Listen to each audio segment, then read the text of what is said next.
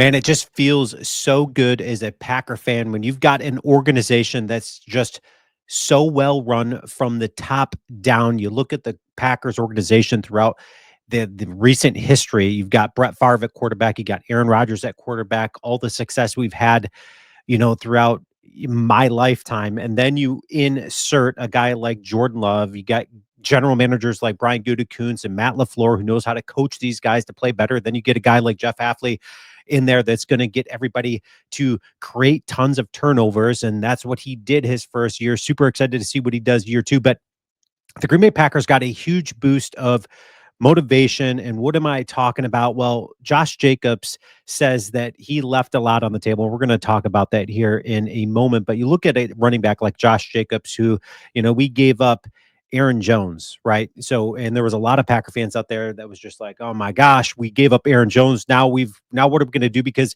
Josh Jacobs is coming off the worst year of his career, and he's got a lot of miles on those legs. But then insert Josh Jacobs into the 2024 season, and this dude is just running all over the place, right? He puts up stupid numbers for the Packers, and it's only going to get better.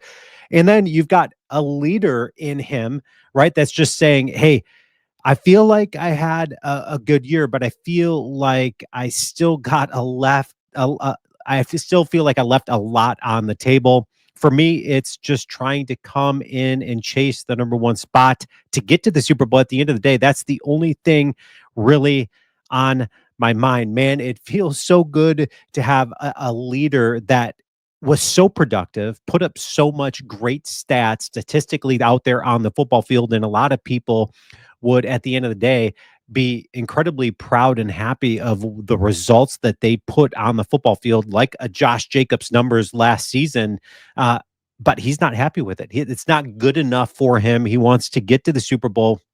And then you look at, just the surrounding cast around him. He, of course, you have to have blockers in front of you that are going to do their job. Okay. So what does Josh Jacobs say? He says, I always tell them regarding the offensive line, shoot, just get on somebody and I'll make it right. Literally, I feel like it's a partnership at the end of the day between he and the offensive lineman. I can't do my job without them. And when they do their job, I make them look good. So that's all a part of it. It's everybody, when everybody's doing their right roles, then the Green Bay Packers look good. They start winning games, all of that. Okay. So you take a look at some exciting stuff here. So you look at the Green Bay Packers. We've talked about it on defense. We've talked about it, the wide receiving core, and it's a lot to get excited about. And then you look at the offensive line, because it all starts on your offensive line, your front, right? You've got a crazy talented quarterback in Jordan Love, and who knows where this dude goes. Okay. But he needs to have time, and if he has time, then his stats look better. The whole offense looks better, and then you start opening up the run game. And then if you're blocking well, then they start defending against the run, and then you open up the pass game, and everything just looks great because the offensive linemen are making it happen. Okay, so you've got Rasheed Walker, Aaron Banks, Elton Jenkins at center, Sean Ryan, Zach Tom, but it doesn't stop there, because you look at our backups who are going to be fighting for starting roles right on this team. You got Jordan Morgan, who we spent a first round draft pick out of Arizona last season, and we're going to look at him. Then you've got a guy like Anthony Belton, who we went out and drafted and put a second round draft pick into this dude. Then you got Kadeem Tolford, who's just an absolute beast of an animal. Then you got guys like Jacob Monk, who I'm excited to see what this dude can do. There's a whole lot of talent when it comes to the offensive line. So we're going to take a look right here.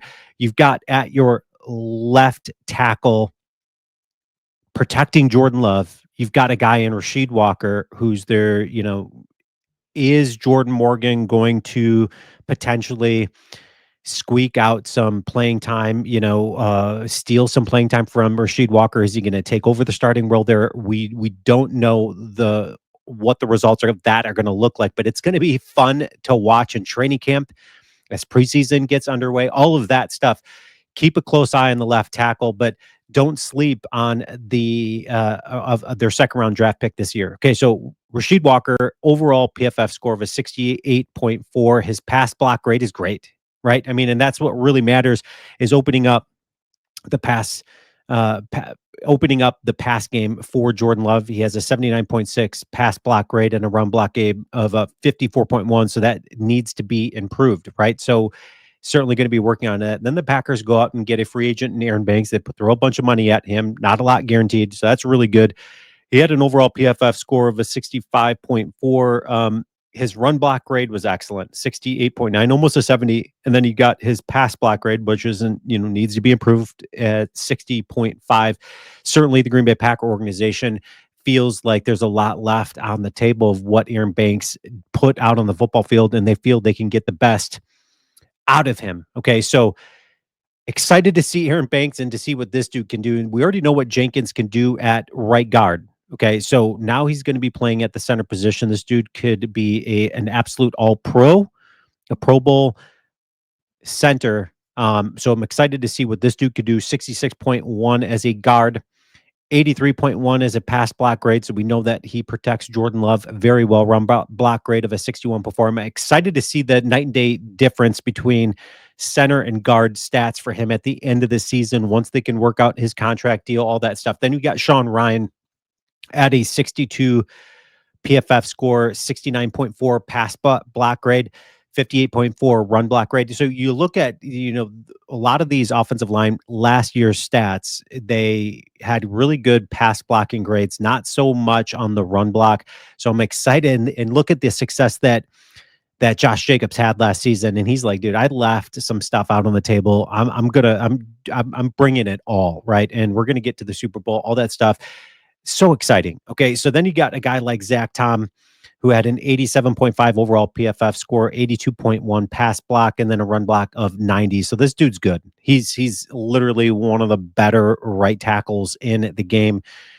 Excited to see what this dude can do. Then you've got a guy like Jordan Morgan, who obviously Gutekunst saw a lot of potential. He's got an RAS score of a 9.25. That's stupid out of 10, right? So we know that this guy is crazy athletic. We know that, he's got shorter arms, but his natural fit is at left tackle, right? That's what he feels more natural at, but he did play a lot at right guard. So we're excited to see what playing time he and Sean Ryan are pushing each other to see who gets the starting role there.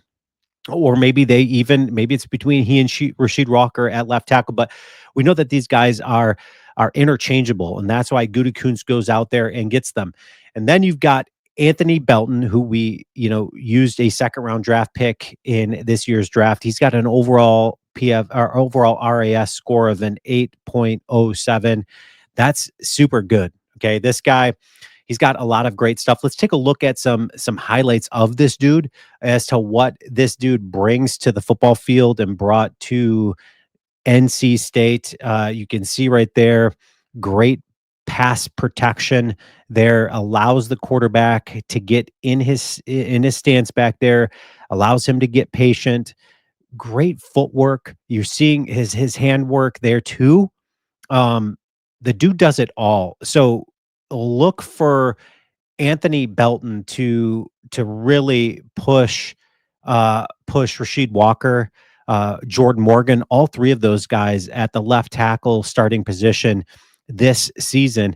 This is going to be an off season of so many amazing things happening for the Green Bay Packers. But at the end of the day, you look at this Packer team and this Packer roster, and on offense and defense, once again, we are completely loaded.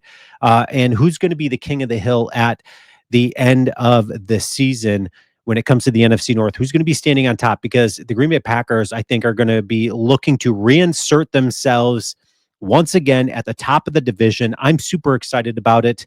Leave your comments, guys. And as always, go Pack, go.